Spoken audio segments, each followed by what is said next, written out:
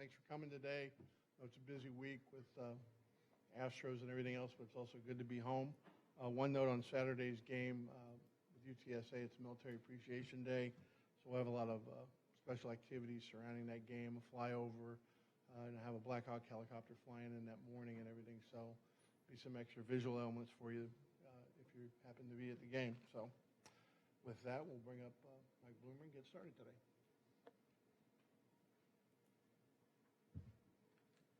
Good afternoon. Thank you guys all for coming out again. I want to start out by giving Coach Clausen and Wake Forest a ton of credit. I thought they came out and outplayed us, out-executed us in the first half with them, coming off of 2 hard losses. The way they got their guys ready to play, I thought was outstanding. Against good football teams, you can't put yourself in a hole like that and expect to come out and win. I can't explain to you why we started slow. I wish I could. We had a good week of practice. I thought we were focused, and the results are not there right now. We're going to continue to work through that as a football team, and ultimately it's my job to get it fixed. I told the team at halftime that we've got to play for pride. We've got to play for each other, and we've got to go put something on film in the second half that's worth watching, because the wheels kind of fell off in the second quarter, and we've got to regroup, pull together, and show what we're capable of in this third quarter, in the second half.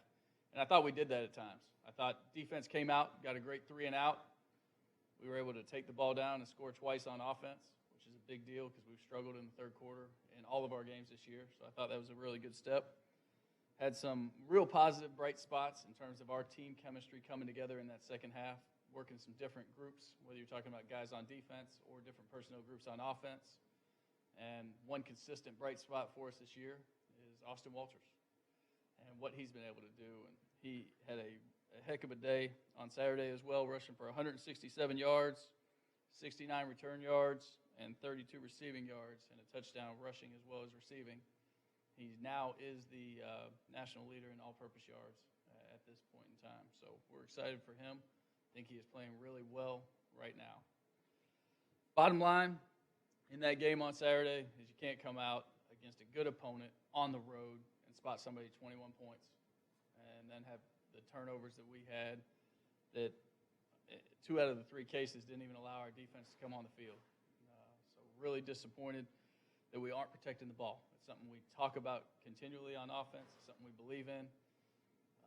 As we look at a bright spot, defense getting the 2 takeaways in the second half I thought was huge.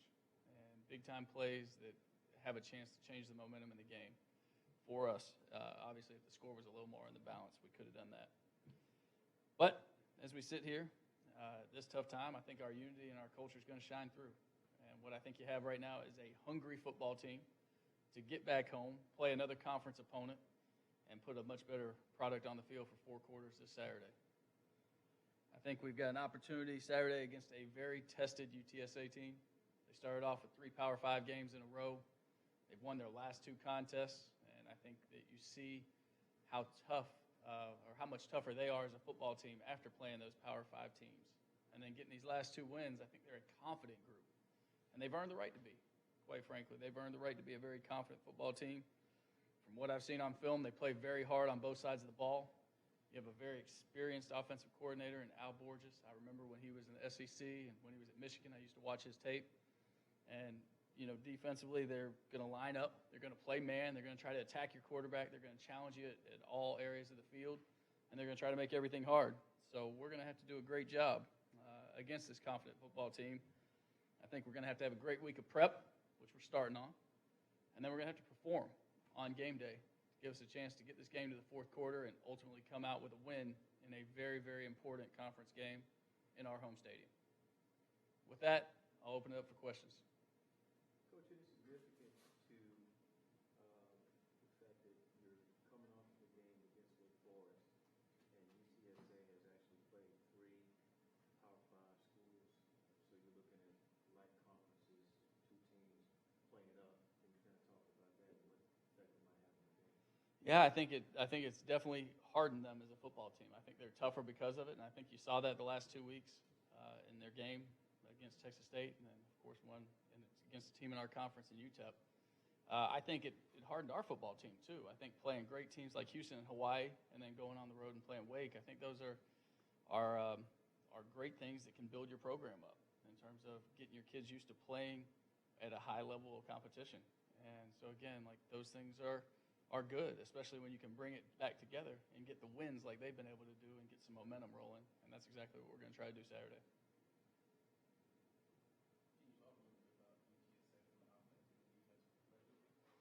In terms of their players, or yeah, number 10 is a receiver that's made plays. They got 2 running backs, one that's rushed for 2,000 yards in his career and one that's rushed for 200 yards this year. And seemingly he's the guy that they seem to be trusting, but they're both going to be back there. On defense, it really starts and ends with number 55. And he's easy to find because of the hair. And Josiah was an All-American, freshman All-American 2 years ago. He's a guy that's got a lot of accolades in this conference. And you can see why. He makes plays. He's a big linebacker that's going to run the ball down, and he gets there with bad intentions. I think up front, you have Nate Newton's son is one of the defensive tackles, and then you have number 54, who's a guy that started 54 games for him. I mean, that's a lot of football being played. So they've got some good experience up there. They're younger in the secondary, you know, and not necessarily in age, but in experience. And you talk about youth. I mean, they've got some youth that they're playing too. When you look at their offense, there's 4 freshmen or redshirt freshmen that are starting on their offensive unit. So there's a lot of similarities between our 2 programs right now.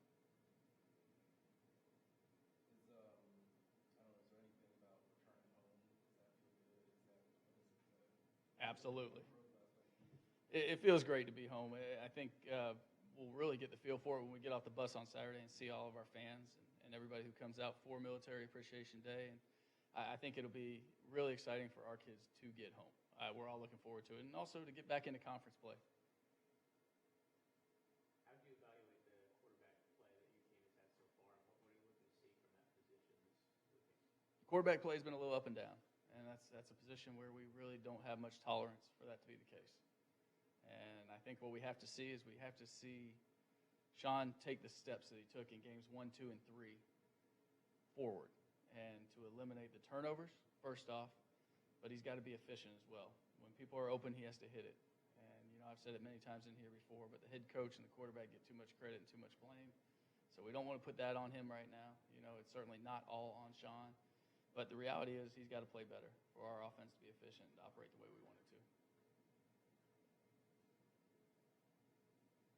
You mentioned Austin Walter in your opening. What's it like in terms of trying to, I guess, if you want to say this, beef up your offense or add a little something to it? What's it like having a player like that where you know he can get the necessary yards, particularly on 3rd down? Yeah. I mean, Nate, I'd say I'm pretty accustomed to having those kind of players, you know, and it makes me a much better coach when we have guys like that. And we can move the sticks. And whether it's a guy like some of the guys we had in the last few years at Stanford, like Christian or Bryce, or a guy like Austin, who right now is getting it done in an all-purpose yards standpoint. You know, I think it's a relief as a play caller when you call a play that you think can be blocked and get 4 and ends up getting 8, or then he steps through that and now it's 60. It's a lot of fun as a play caller. We look smart at those times. So it's not something we're leaning on, but it's something that anytime you can get a well-blocked play to turn into an explosive, it's a lot of fun. And I think right now our team has a lot of confidence that if they will just hold that block for 1 split second longer, you know, no matter who's back there, we got special guys that can make plays. You said a couple of weeks ago that there was a handful of guys that you trusted to put on the field. How's that number grown in the past couple of weeks? And are there any 1 or 2 young guys or new guys that have stuck out as getting it right to get on the field more? Yeah, I think the number has grown. I think you continue to see guys' roles expand. You saw Antonio Montero get a start the other day, which, again, being a starter in our system on offense or defense is really unimportant. It's really about the package that's in at that particular time. At linebacker, we've got 4 guys that we really trust. We're rotating through. So I don't want to make a big deal about who's starting because I see it as very unimportant. But those are guys that every rep you see is earned. And so when you see a guy like Brendan Harmon on the field for the start of the game, when you see Montero on the field, those are great things. And, you know, playing a freshman offensive lineman, a true freshman offensive lineman at left guard in the 3rd series the other day, and Cole Garcia, and having him step in and do some nice things, that's all cool stuff to me. And we are seeing more of it. And some of our more dependable players right now are some of those young guys, or new guys to our program. You wish Gio, you'll get to hear from Gio in a second, but you wish Gio had a few more years left because some of the new influences to this program are really stepping up and leading as well. And the top line of leadership in this program is doing a great job also. But again, I mean, how about you talk about expanding roles? I mean, Gio with 3 carries for 31 yards, 1 for 19. I mean, he's a weapon that clearly I didn't see soon enough. That I've got to find ways to feed Gentosi, I think it said on Twitter the other day. So I'll work to do that. Had a pretty good run Saturday. He looked like he was a linebacker and a fullback. Yeah, the first one that just popped open, and he can talk more about that, but I wish I could have seen his eyes and how big his eyes were when he saw how big the hole was. But the second run, the one, actually it might have been the third run, but the one that occurred on the 2nd and 4, when he was met at the line of scrimmage because we didn't get somebody cut off. Then he's met at the second level by 2 linebackers and just throws them off like they're children, and then feeds his pad to 3 other dudes at the end of the run. I mean, that's exactly what we're talking about. It's exactly the mentality we need more of. Coach, if you can talk about the offensive line. They've gone 2 games now with no sack, without giving them a sack. Are they starting to gel as far as, just to the new scheme and what you want them to do, especially on pass block? From a pass standpoint, I was disappointed in how much we got Sean hit against Southern Miss. I thought that, and it started on the first third down of the game where we had a miscommunication, and then he gets hit. And that's really disappointing anytime that happens, especially early on, because something we want to do is we want to hit the quarterback, right, because we know the impact it can have. And so, again, wasn't real pleased with him in Southern Miss, but as a whole against Wake Forest, absolutely. I thought those guys are doing a nice job. And anytime you talk about pass protection, we have to include the back because our backs are doing such a good job seeing things right now. And it's also the quarterback getting the ball out on time. So the sack number might be a little deceiving against Southern Miss, but I do think we protected well against Wake. But we have to get more dependable with that group, knowing their assignments. And it's really the wrong way to say that, but because they know them during the week, they can test on them on Friday. But we're having problems with plays that we've repped multiple times against the same look, being able to perform and execute those assignments in games. And it's really frustrating. It's something I haven't dealt with much in my coaching career. When guys know it, usually they can go out on Saturdays and perform. It's something we're continuing to work through with this group of offensive linemen. What do you, as you try to figure that out, as you try to figure out a solution to that, talk and expand on that? Like what we're going to do? Yeah, and then you just mentioned the fact that you haven't really experienced this before. Can you sort of talk into that a little bit? Yeah, I think my experience is that you have guys that learn different ways. Some people learn visually, some learn auditorily. Most learn best by kinesthetic, by doing it, right? And so when you can get something from the class to the grass and do it right in practice on Wednesday, usually I was able to have guys do it right on Saturday. And for whatever reason, whether it's anxiety, whether we're carrying more than they're used to right now, we've had too many missed assignments up front to sit here and not address it. So we're continuing to address it. We are going to get them more ways, more walkthroughs in meetings this week, something we're trying to take advantage of that meeting time, continued walkthroughs, and then on the field. I mean, we have to continue to make a big deal if somebody doesn't do their job from an assignment standpoint. Because really, the technique doesn't even come into play. All the stuff we do in the weight room doesn't come into play if we don't block the right dude. And so, again, as we're looking at it very fundamentally there, we just got to get on the right people and talk it and hold each other accountable. I think, like, these guys can hold each other accountable too. I'm a sideline away when somebody doesn't block the right dude. And I'll get them when they come off, but I can't say anything in the huddle. And more than anything, we needed it to be that mentality in the huddle during the week. Like, guys, that's unacceptable. We need somebody saying that it's unacceptable. So then, as coaches, we can encourage them to strain and really focus on the techniques. But we're going to be great teachers on Monday and Tuesday. We're going to get them to digest this material and hopefully do it well in practice. 5 games in, looking big picture at your program, in which areas would you say you might be ahead of schedule or exceeding your expectations? And then, on the other hand, which areas might you behind schedule or maybe disappointed in what you've seen? I don't know how to answer that question with schedule, Matt, just because we're not where I wanted to be. And I don't know if I had expectations that were reasonable. because I do think we're making progress. We've got some people that are doing really well from an individual standpoint. Guys like Austin, guys like Jack Fox. And then you see individuals taking steps and growing into bigger roles and really making plays like George Nyquil. So, again, we're doing some good things, but if you had told me we'd be sitting here at 1-4, I don't know if I would have believed you. I just had more confidence in what we were doing, and I'm still very confident in what we're doing. I think the direction is very good. I think our group's working very hard at it. I just want us to have more success, and I think that can start Saturday. I know it can start Saturday. We've got to make the decision and go out and make that thing happen. We'll have a great plan for them. We're going to have a great week of practice. We're going to get that done again, and then hopefully we'll go perform on Saturday.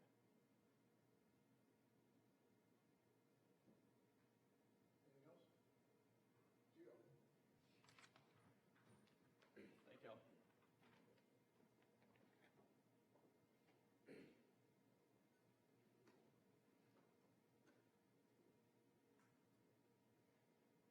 What's up, everybody? Go off what Coach Bloom said. It was a tough game last Saturday.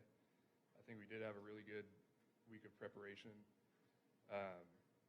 Unfortunately, what we did on the practice field didn't translate, but I just hope that this week we can build off what we did here at practice this upcoming week and get it to show up on the field on Saturday.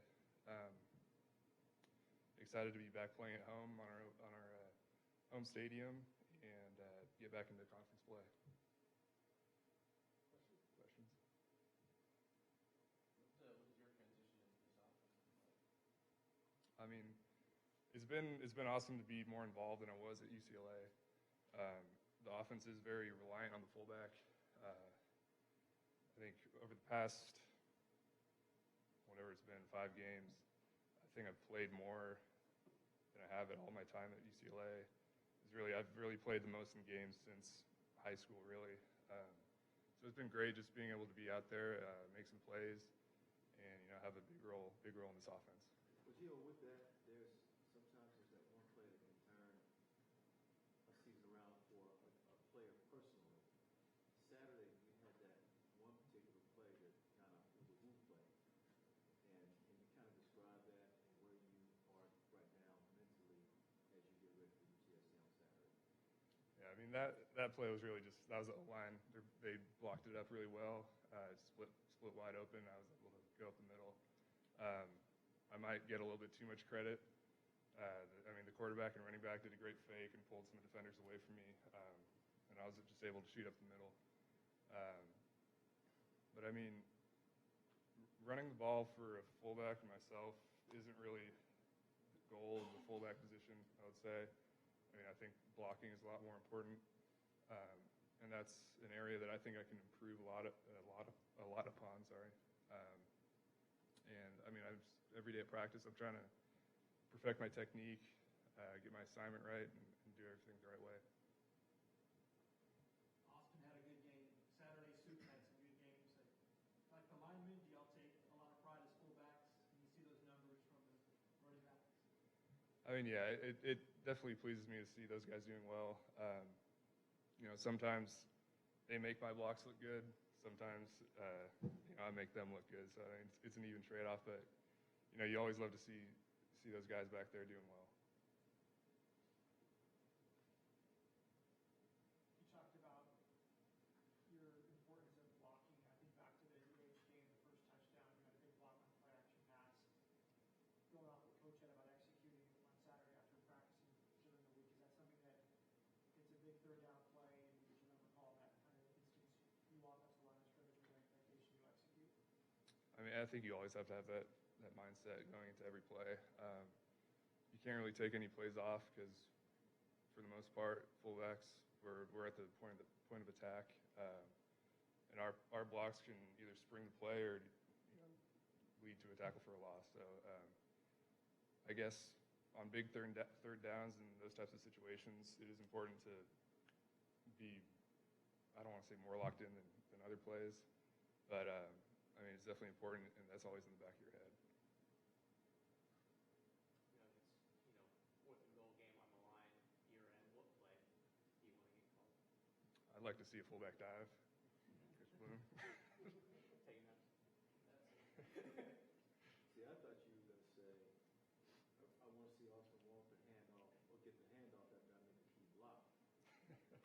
That too. That'd be awesome.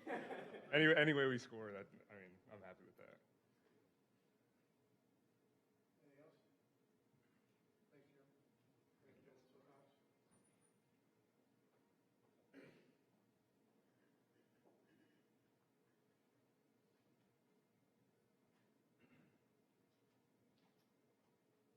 Good afternoon, everyone.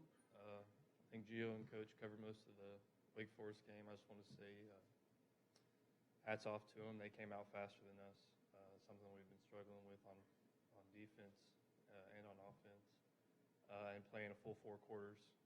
I think we came out in the second half and showed a lot of heart, which is something to look forward to coming back home and facing another Conference USA opponent this week.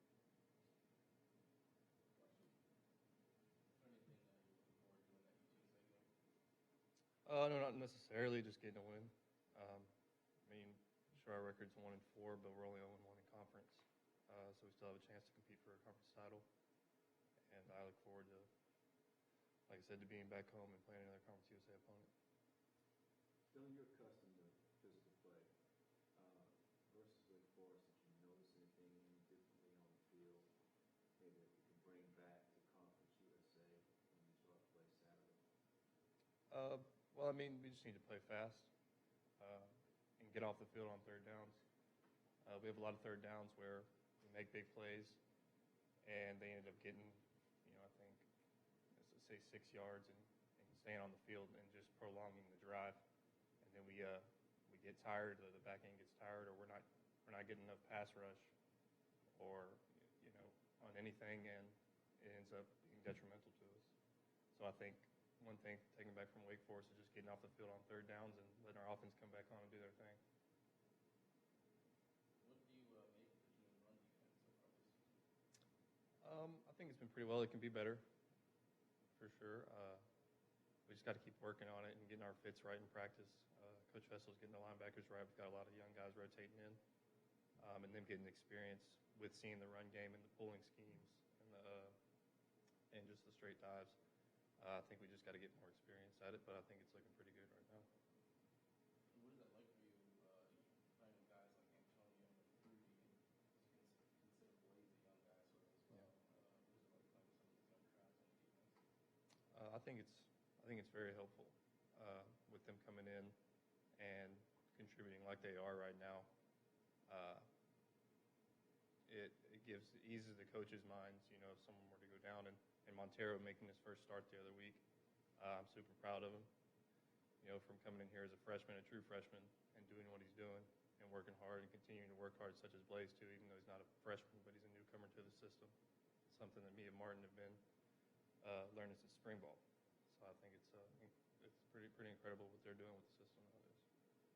You had a chance to sort of look at and break down UTSA as early, a little too early in the week. I think we watched some of their quarterback play and know that he's a mobile quarterback and can throw the ball.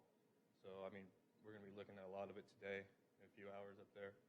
But it's kind of too early to tell. I mean, but they do have a good quarterback, and we know that he's very mobile. Where did you improve at in the offseason to kind of shoot up the depth chart? Because leading tackler, you've obviously done a lot right here. Well, one thing I haven't really improved on this, but I'm just kind of a smaller guy for an inside linebacker.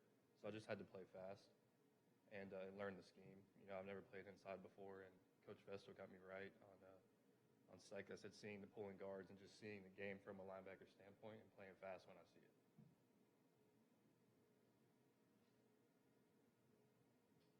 Anything else? Can you say your first and last name for me? Dylan Silcox.